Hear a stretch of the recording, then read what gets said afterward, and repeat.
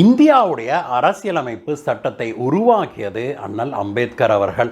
அண்ணல் அம்பேத்கர் அவர்கள் இந்திய அரசியலமைப்பு சட்டத்தை உருவாக்கிய நாளை பாரதிய ஜனதா கட்சி நாடு முழுவதும் விமரிசையாக கொண்டாடி வர்றாங்க நண்பர்களே. கோவை ரத்தினபுரி மண்டல் பட்டியலணி சார்பாக நேற்றைய தினம் அண்ணல் அம்பேத்கர் அவர்கள் இயற்றிய இந்திய அரசியலமைப்பு சட்டமாக உருவெடுத்த நாளை கொண்டாடினாங்க நண்பர்களே. அண்ணல் அம்பேத்கர் அவர்களுடைய உருவப்படத்திற்கு மாலை அணிவித்து மரியாதை செய்தாங்க.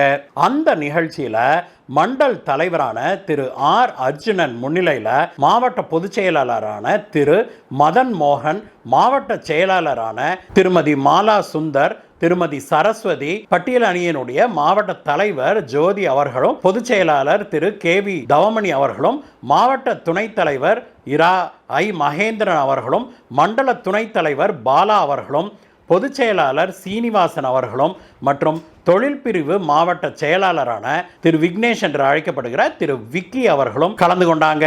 மேலும் தொழில் பிரிவு மண்டல தலைவரான திரு செல்வகுமார் மற்றும் ரத்தினபுரி சக்தி கேந்திர பொறுப்பாளரான ஆனந்தன் மற்றும் மண்டல் மாவட்ட நிர்வாகிகள் கலந்து கொண்டு சிறப்பிச்சாங்க.